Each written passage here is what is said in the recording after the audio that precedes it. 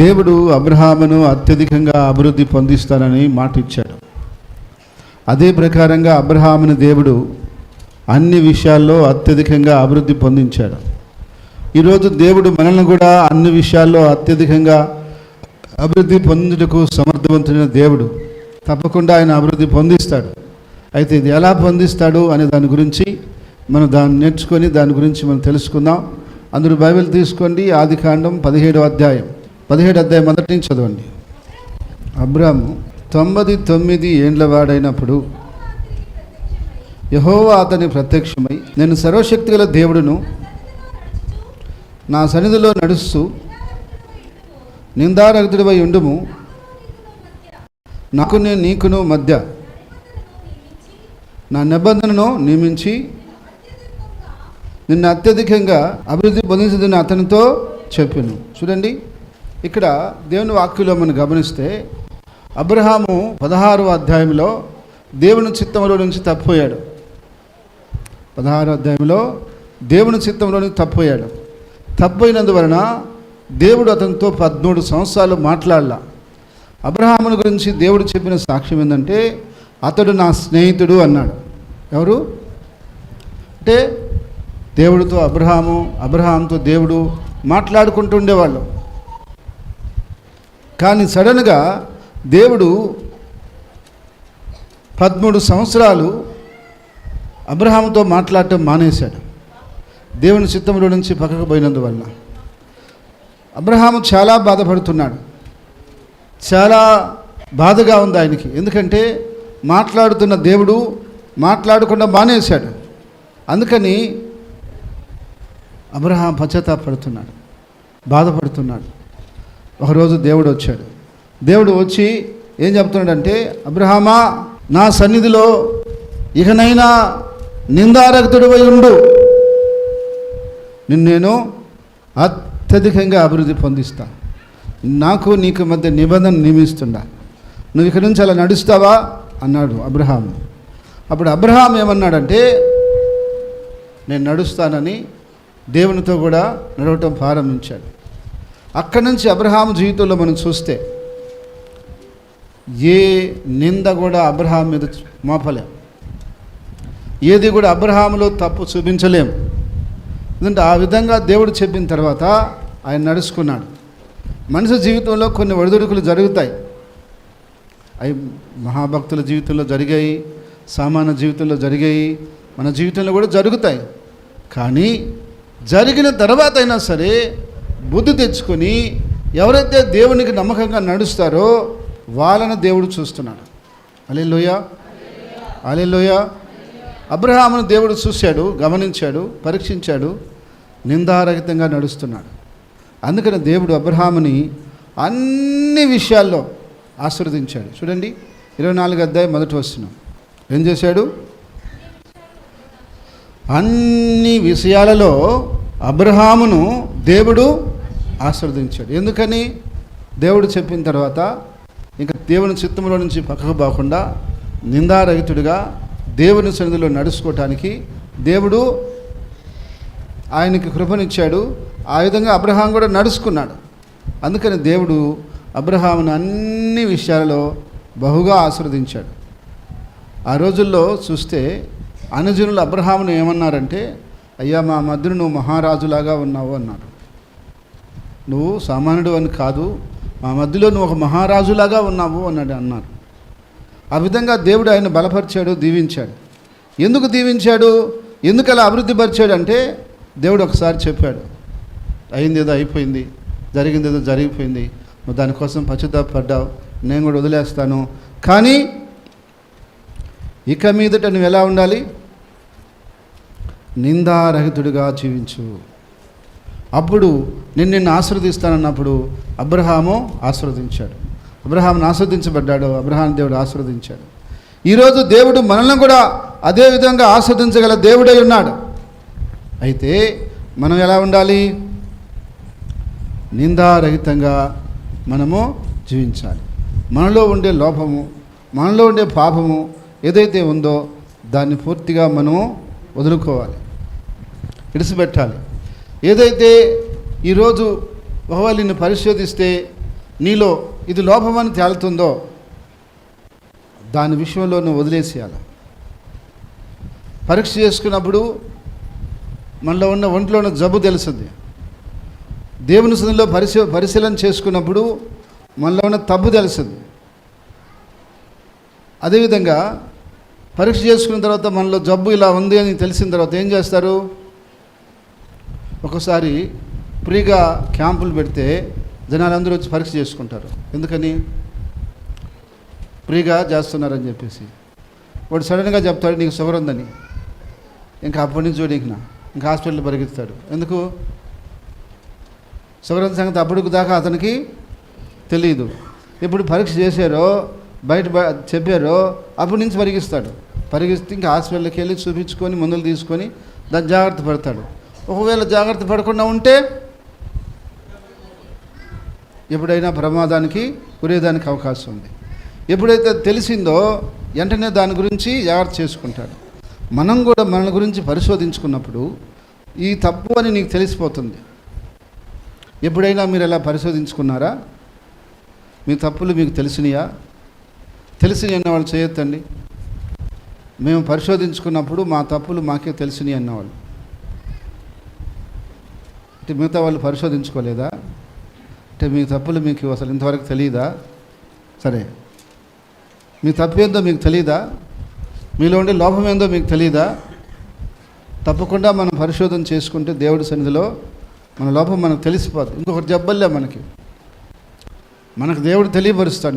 నీలో ఈ తప్పు ఉంది, నీలో ఈ పొరపాటు ఉంది, నీలో ఈ అవిధేయత ఉంది, నువ్వు ఇక్కడ సరిగా లేవు అని దేవుడు మనకు చూపిస్తాడు. దాని విషయంలో మనం ఏం చేయాలంటే దాన్ని సరిచేసుకోవాలి, దాన్ని సరిదిద్దుకోవాలి. ఎప్పుడైతే సరిదిద్దుకుంటామో, ఎప్పుడైతే సరిచేసుకుంటామో దేవుడు పైనుంచి చూస్తుంటాడు. హల్లెలూయా. ఏం చేస్తుంటాడు? పైనుంచి ఆయన చూస్తూ ఉంటాడు. ఇతను మారాడా, మారలేదా, ఎంతవరకు మారాడు, ఎంతవరకు మారలేదు, ఇంకా ఏం మారాలి అని ఆయన చూస్తుంటాడు. ఎప్పుడైతే నీలో నిందారహితమైన జీవితం కనిపిస్తుందో ఇక నేను ఆస్వాదించడం ప్రారంభిస్తాడు. హల్లెలూయా. నేను అభివృద్ధి చేయటం ప్రారంభిస్తాడు. అయితే అది కానీ కనపడకపోతే దేవుడు నీ దగ్గరికి రాలేడు. ఎందుకంటే పాపానికి దేవునికి పొత్తు కుదరదు. ఎలుగుకి చీకటికి పొత్తు కుదురుతుందా? అంటే ఎలుగు చీకటి రెండు ఒకటిగా కలుసుకోగలవా? అది వెలుగు, ఇది చీకటి. నువ్వెంత దగ్గరికి తీసుకోపోయినా రెండు కలవు. దేవుడు పాపము రెండు ఎప్పటికీ కలవు. పాపంతో దేవుడు ఎప్పటికీ కలవడు. పాపం పాపమే, దేవుడు దేవుడే. దేవుడు పరిశుద్ధుడు, పాపంతో కలవడు. ఆ పాపం మనలో ఉంటే, ఆ పాపం మన ఇంట్లో ఉంటే దేవుడు మనతో ఉండలేడు. ఏం చేయలేడు? దేవుడు మనతో ఉండలేడు. అందుకని మనలో ఏదైనా లోపం ఉందంటే అబ్రహాము పరిశోధించుకొని సరిచేసుకున్న రీతిగా మనం కూడా సరిచేసుకుంటే, ఏం చేసుకుంటే దేవుడు మనతో ఉంటాడు, మన ద్వారా పనిచేస్తాడు, మన కొరకు ఏమైనా చేస్తాడు. రెండో విషయం చూడండి, యోబు గ్రంథము 22-23 చూడండి. దేవుని వైపు మనం తిరిగి మన గుడారముల నుండి దుర్మార్గతను దూరంగా తొలగిస్తే మనం ఏమవుతాము? రెండోది, ఫస్ట్ మన ఒంట్లో తీసేసుకోవాలి, రెండోది మన ఇంట్లో తీసేసుకోవాలి. ఇప్పుడు నేను శుభ్రంగా ఉన్నాను, నాలో ఏ లోపం లేదనుకుంటే కుదరదు. ఇంట్లో కూడా ఏం జరుగుతుందో చూసుకోవాలి మనం. ఏంది? మన ఇంట్లో ఏం జరుగుతుంది, మన ఇల్లు ఎలా ఉంది చూసుకోవాలి. ఇంట్లో పాపం ఉంటే ఆ ఇల్లు వర్ధిల్లదు. ఇంట్లో పాప కార్యాలు జరుగుతుంటే ఆ ఇల్లు వర్ధిల్లదు. ఇంట్లో పాపానికి చోటిస్తే దేవుడు అక్కడ ఉండడు. ఇక్కడ ఆ ఇంట్లో ఉండడు. అందుకని ఇంట్లో నుంచి ఏం చేయాలంట? తొలగించేయాలంట. ఇంట్లో ఏ దోషం ఉందో, ఏ పాపం ఉందో, ఎలాంటి దేవునికి విరోధమైన కార్యాలు ఉన్నాయో అవి తీసేయాలి అక్కడి నుంచి. ఎప్పుడు దాన్ని తొలగించేస్తామో అప్పుడు ఇంట్లోకి ఆయన వస్తాడు. ఇల్లు అభివృద్ధి చెందుతుంది. ఇంట్లో వల్ల అభివృద్ధి చెందుతారు. ఒబేదేము ఇంట్లో నిబంధన మనసాన్ని తెచ్చిపెట్టుకున్న తర్వాత 3 నెలల్లో బహుగా ఆస్వాదించబడ్డాడు. 3 నెలల్లో. కాబట్టి దేవుడు మన ఇంట్లో పరిపూర్ణంగా వచ్చిన తర్వాత మనల్ని బహుగా ఆశీర్వదిస్తాడు. అయితే మన ఇంట్లోకి ఆయన రావాలంటే మన ఇంట్లో ఏముండకూడదు?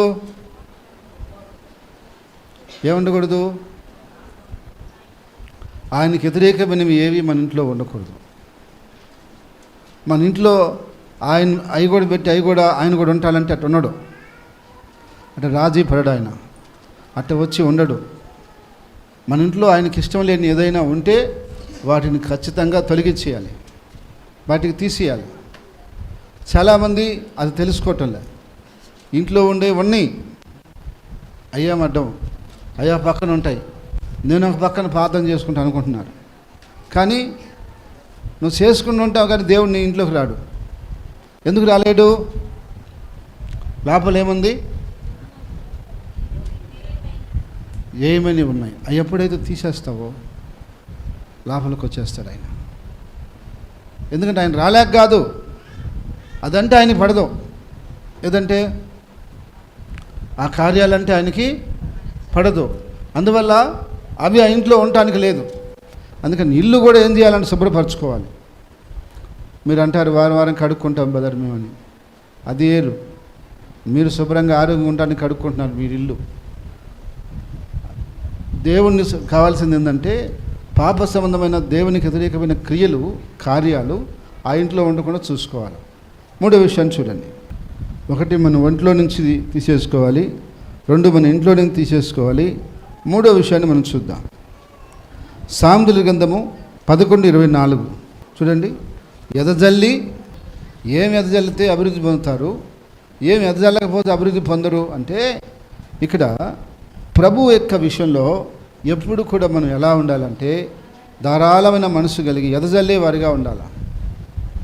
అంటే చూసి లెక్కేసి ఇవ్వటం కాదు, చల్లేవారిగా ఉండాలి. ఎంతైనా సరే దేవుని కోసం ఎదజల్లేవారిగా ఉండాలి. మన మనసు అట్లా ఉండాలి. అంటే ఎదజల్లే వారి యొక్క జీవితంలో దేవుడు ఏం చేస్తాడంట? అభివృద్ధి చేస్తాడట. తగిన దానికన్నా తక్కువ ఇచ్చి అప్పుడు లేమికే వస్తారట. ఏం తేడాకి వస్తారు వాళ్ళు? లేమికే వస్తారంట. ఎందుకు వస్తారు లేమికి? అభివృద్ధి చెందాలి కదా. వాళ్ళు దేవుడి విషయంలో అంత ధారాళమైన మనసు లేనివారు, ఎవరికైనా సహాయం చేయాలనే విషయంలో ధారాళమైన మనసు లేనివారు. తగిన దానికన్నా అంటే ఒక కొలత ఉంటుంది, ఆ కొలతకి తగ్గించి ఇస్తే అది మనకు ఆశీర్వాదము కాదు. ఇప్పుడు మనం వ్యాపారం చేసే వాళ్ళకి చెప్తున్నాం. ఇక్కడ ఎవరైనా ఉన్నారా? ఉన్నా లేకున్నా చెప్తున్నా. కొలత తగ్గించి ఎప్పుడు మనం ఇవ్వకూడదు. ఏం చేయకూడదు? తూకం తగ్గించి ఇవ్వకూడదు. కానీ వ్యాపారస్తులు ఎక్కువ చేసేది మోసం ఏంది? తూకంలో తగ్గించేస్తారు. నేను చాలామందికి చెప్పిన మాట ఏంటంటే తూకంలో తగ్గించబాకండి.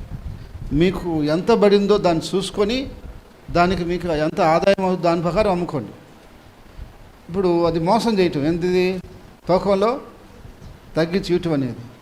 అదే మీకు 100 రూపాయలు వస్తువు పడినప్పుడు ఒక 10, 20 మీకు కావాలి, దానికి ఆదాయం ఉండాలి, దాని ఖర్చుకి, దానికి కష్టానికి అని అనుకున్నప్పుడు మీరు 120 రూపాయలకి అమ్ముకోవచ్చు.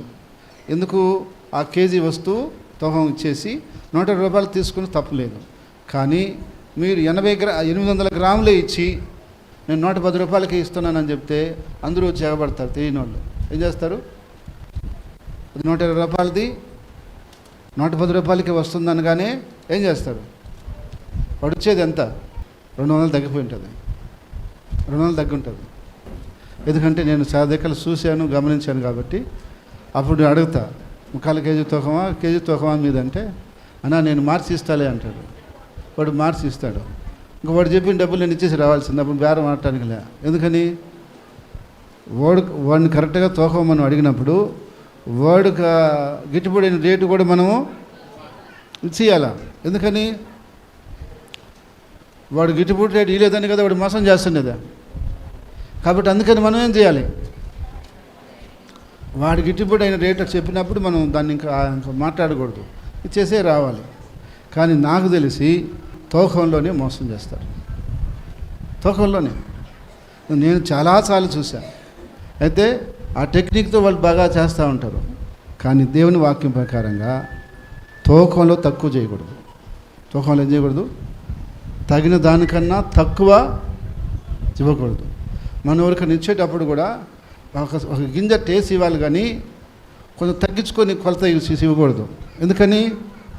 తగిన దానికన్నా తక్కువ వేయకూడదంట. అది దైవ నియమం, దేవుని యొక్క నియమం అది. కాబట్టి దేవుని వాక్యం ఏమంటుందంటే, తగిన దానికన్నా తక్కువ ఇచ్చి లేమికి వచ్చేస్తారట. ఎక్కువ ఇచ్చిన వాళ్ళు ఆశీర్వాదంలోకి వస్తారట. కాబట్టి దేవుని విషయంలో వెదజల్లే వారిగా ఉండాలి. ఎప్పుడన్నా మనం ఏదైనా ఇచ్చేటప్పుడు కూడా మనం దాన్ని తగ్గించుకొని తీసుకోవాలనుకోకూడదు. కరెక్ట్గా మనం ఇవ్వాలి. ఇంకా లేదు ఇవ్వగలిగితే కొంచెం రవ్వ టేసే ఇవ్వాలి. అప్పుడు అది మనకి ఆశీర్వాదం. తర్వాత చూడండి, ఆదికాండం 9వ అధ్యాయం 1వ వచనం చూడండి. నీతిమంతుడైనటువంటి నోవా కుటుంబాన్ని దేవుడు ఏం చేశాడంటే, ఫలించి అభివృద్ధి చేసి విస్తరింప చేశాడు. నోవాహుని గురించి 7వ అధ్యాయంలో ఏం చెప్తుంది? అది నోవాహు ఆ తరంలో నీతిమంతుడట. నీతిమంతుడు ఉన్నటువంటి ఆ కుటుంబాన్ని, ఆయన బిడ్డల్ని దేవుడు ఏం చేశాడు? జలప్రళయం నుంచి కాపాడటమే కాకుండా వాళ్ళని ఫలింపజేశాడు, అభివృద్ధి చేశాడు, విస్తరింపజేశాడు. ఇప్పుడు మిమ్మల్ని నేను అడిగాను అనుకోండి, మీ తాత పేరు ఏం పేరని మీరు చెప్తారు. వాళ్ళ తాతని అడిగితే వాళ్ళ తాతని చెప్తాడు. అలా చెప్పుకుంటా పోతే నోవాహు కాడికి రావాలి. మనం అందరం ఎక్కడికి రావాలా? నోవాహు కాడికి రావాలా? నోవాహుని అడిగామనుకోండి, తర్వాత వాళ్ళ తాతని చెప్తాడు. అలా చెప్పుకుంటూ పోతే ఆదాం కాడికి వస్తాం. మళ్ళా ఎక్కడికి? లాస్ట్కి ఆదాం కాడికి తేలుతాం. అయితే మనకు అవన్నీ ఆలోచన చేయం. కానీ ప్రపంచంలో ఉన్న ఇప్పుడు ఇన్ని వందల కోట్ల జనాభా అంతా కూడా ఆ ఒక కుటుంబంలో నుంచి వచ్చిన వాళ్ళే. ఏ కుటుంబం? నోవాహు అనేటువంటి ఒక కుటుంబంలో నుంచి వచ్చిన వాళ్ళమే మనమంతా. అంటే మీరంటే మీరు కాదు, మీ పితరులు, వాళ్ళ పితరులు, వాళ్ళ తాతలు చూసుకుంటా పోతే ఎక్కడి నుంచి వచ్చారు వాళ్ళంతా? నోవాహు 3 కొడుకుల్లో నుంచి వచ్చారు. వాళ్ళ 3 కొడుకుల్లో నుంచే వచ్చినటువంటి జనమే ప్రపంచమంతా ఈరోజున్న జనం. ఇది చరిత్ర చెప్తున్న సత్యము, జరిగిన వాస్తవం. అయితే మనం రకరకాల ఇదిలోకి వెళ్ళిపోయాం కాబట్టి ఇప్పుడు అవన్నీ పట్టించుకోం, అవన్నీ ఆలోచన చేయం. మన కులం, మన మతం, మన దేశం ఇదిలో ఆలోచిస్తాం. కాబట్టి అందుకని బైబిల్ ప్రకారంగా చూస్తే మాత్రము మనం నోవాహు కుటుంబానికి చెందినవారు. నోవాహు కుటుంబానికంటే ఇంకా ముందుకు పోతే ఆదాము కుటుంబానికి చెందినవారు. అయితే నీతిమంతుడైనటువంటి నోవాహు కుటుంబాన్ని దేవుడు ఏం చేశాడు? ఫలింపజేసి అభివృద్ధి చేసి విస్తరింపజేశాడు. ఈరోజు మనం కూడా దేవుని సన్నిధిలో నీతిమంతులుగా జీవిస్తే మన కుటుంబాన్ని, అంటే మన పిల్లల్ని కానీ మన కుటుంబంలో ఉన్నటువంటి సభ్యులను కానీ అందరినీ కూడా దేవుడు ఫలింపచేసి ఆశీర్వదిస్తాడు, వర్ధిల్ల చేస్తాడు. ఆయన అన్ని విధాలుగా ఆయన కృపనిచ్చి నడిపిస్తాడు. చివరిగా చూడండి, ద్వితీయోపదేశకాండము 6వ అధ్యాయము 3వ వచనం. కాబట్టి ఇజ్రాయేలు, నీ పితరుల దేవుడైన యెహోవా నీతో చెప్పిన ప్రకారం పాలు తేనెలు ప్రవహించే దేశంలో మేలు కలిగి బహుగా అభివృద్ధి నొందినట్లు నీవు వాటిని విని అనుసరించి నడుచుకోవాలి. మనము దేవుడు చెప్పినట్లు బహుగా అభివృద్ధి చెందాలంటే దేవుని వాక్యం విన్న తర్వాత దాన్ని అనుసరించి నడుచుకోవాలి. ఏం చేయాలంట? అనుసరించాలి. అప్పుడు మనం బహుగా అభివృద్ధి చెందుతాం. అయితే ఇప్పుడు జరుగుతున్న వాస్తవం ఏంటంటే, మీరు ఒప్పుకున్నా ఒప్పుకోకపోయినా వింటున్నారు, కానీ అనుసరించే విషయానికి వచ్చేటప్పటికే సరిగా అనుసరించటం లేదు. అందువలనే బహుగా దేవుడు అభివృద్ధి పొందించలేకపోతున్నాడు. వింటున్నాం కానీ అనుసరించే కాడ వచ్చేటప్పటికి అన్నింటినీ క్రమంగా అనుసరించకపోవటం వల్ల దేవుడు మనల్ని బహుగా అభివృద్ధి చేయలేకపోతున్నాడు. అందుకనే దేవుడు అక్కడ చెప్పాడు. మళ్ళీ చదవండి ఆ మాట. కాబట్టి ఇజ్రాయేలు, నీ పితరుల దేవుడైన యెహోవా నీతో చెప్పిన ప్రకారం పాలు తేనెలు ప్రవహించు దేశంలో మేలు కలిగి బహుగా అభివృద్ధి పొందినట్లు నీవు వాటిని విని అనుసరించి నడుచుకోవాలి. ఇది ఎప్పుడైతే మనం అనుసరించి నడుచుకుంటామో అప్పుడు దేవుడు మనతో చెప్పినట్టుగా బహుగా మనల్ని ఆశీర్వదిస్తానంటున్నాడు, మేలు కలిగించి అభివృద్ధి చేస్తానంటున్నాడు ఆయన. కాబట్టి మేము వచ్చాము, విన్నాము, వెళ్ళిపోయాము అనకూడదు. ఒకరోజు భార్యకి వంట కాలేదని భర్తకు చెప్పిందంట, ఏమండి పాస్టర్ అడుగుతాడు, నువ్వన్నా బోండి ఈ పూటకి నా బదులు అనిందంట. ఏడుకమ్మనంట, చర్చికి నువ్వు బో, ఈయన కొద్దిసేపు కూర్చొని దేవుడి మాటలు వినేసిరా, రేపు వచ్చి మళ్ళీ మా పాస్టర్ అడిగితే మనం ఏం చెప్పాలా ఉద్దరం బాకపోతే అంటే, సరే ఆయన అన్నిడు సరే ఇంక భార్య మాట కోసం వచ్చినాడు. వచ్చిన తర్వాత ఆయన కూర్చున్నాడు, కాసేపు విన్నాడు, కాసేపు నిద్రపోయినాడు, కాసేపు లేచినాడు, మళ్ళీ అయిపోయింది, ఇంటికి వెళ్ళినాడు. ఇంటికి వెళ్ళినాడు. సరే ఆ రాత్రికి అంత పని అయిపోయింది, పనుకుంటున్నారు వాళ్ళు. నిద్రపోయే ముందు భార్య భర్తను అడుగుతుంది, ఏమండి ఈరోజు నేను వాక్యం వినలేదు కదా, నువ్వు విన్నావు కదా, ఆ మాటలు నాకు చెప్పు, నేను వింటాను ఇప్పుడు అనిందంట.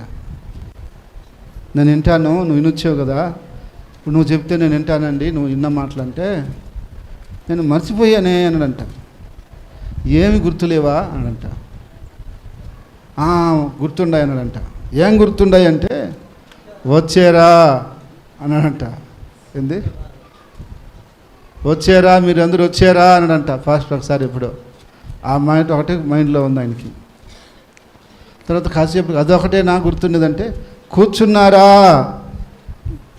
అని అన్నాడంట. మళ్ళీ ఫాస్ట్లో అందరూ కూర్చున్నారా అన్నాడంట. కూర్చున్నారనే మాట కూర్చుందమ్మా అన్నాడంట. సరే ఇంకేం చెప్పలేదంటే, వెళ్తున్నారా అనే మాట లాస్ట్లో అందరూ వెళ్తున్నారా అనే మాట అన్నాడమ్మ, గుర్తుందనంట. వీళ్ళు ఈ మాటలు మాట్లాడుకుంటే ఆ రోజు దొంగలు వచ్చారంట వాళ్ళ ఇంటికి. పేరింటికి ఎప్పుడైతే వీళ్ళిద్దరూ స్టార్ట్ చేశారో అప్పుడు వచ్చారన్న దొంగలు. ఈయనేమని చెప్పాడు,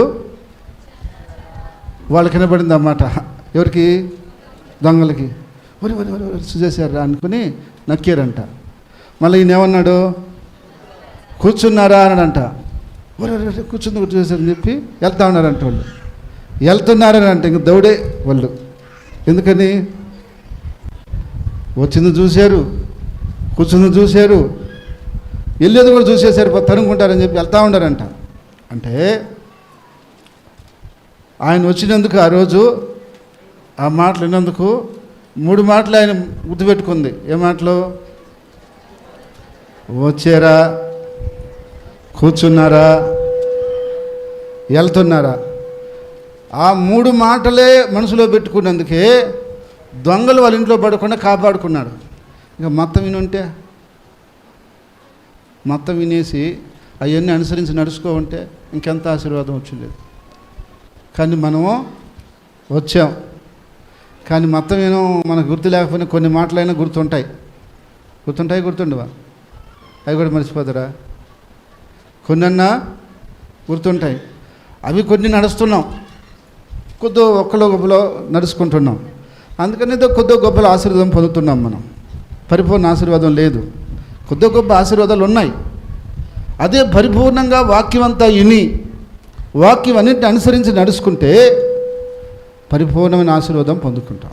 హల్లెలూయా, హల్లెలూయా. ఇంతకీ మీరు 3 ముక్కలు ఎత్తుకోబోతారా? చెప్పిందంత ఎత్తుకోబోతారా? ఆయనే 3 ముక్కలు ఎత్తుకోపోయినాడు ఎట్టొకట. ఇప్పుడు మీరు ఎన్ని ముక్కలు ఎత్తుకోబోతారు ఇంటికి? సైతాన్ వస్తాడంట, పొరపాటును వాక్యం విన్నావు, అది నీలో ఉంటే ప్రమాదం, మాకిచ్చి ఇవని అడుగుతాడంటాడు. ఎవరు? వాడు చేతికెళ్ళిపోతాడంట ఉన్నదంతా. అందుకని పోయిన వారంలో తిన్న కూరైనా గుర్తుండదు కాదు మీకు, చెప్పిన మెసేజ్ గుర్తులేదు. టక్కన తోడుకుండా చెప్పండి, పోయిన వారం నేనేం చెప్పాను. సరే ఏమైపోయినట్టు? వాడు చేతికెళ్ళిపోతాడండి. చూడండి వాక్యం, లూకా సువార్త 8వ అధ్యాయం 9వ వచనం చూద్దాం.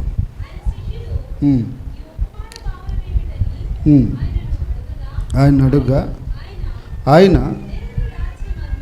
దేవుని రాజ్యమర్మము ఎరుగుట మీకు అనుగ్రహించబడి ఉన్నది.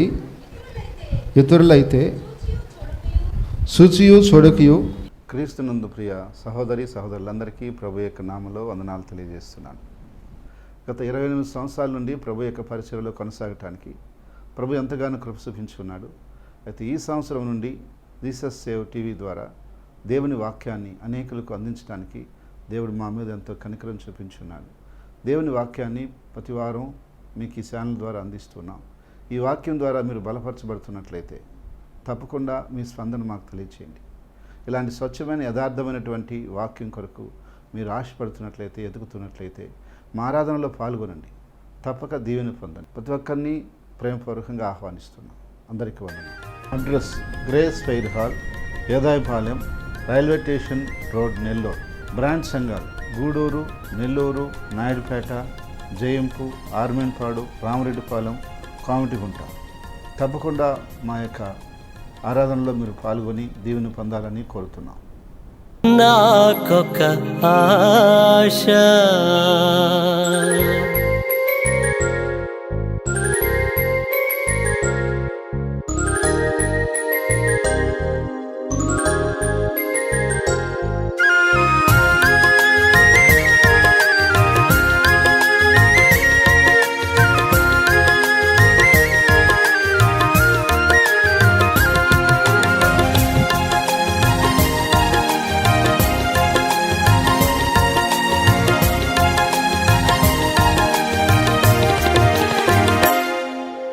యేసయ్యా నాకొక ఆశ,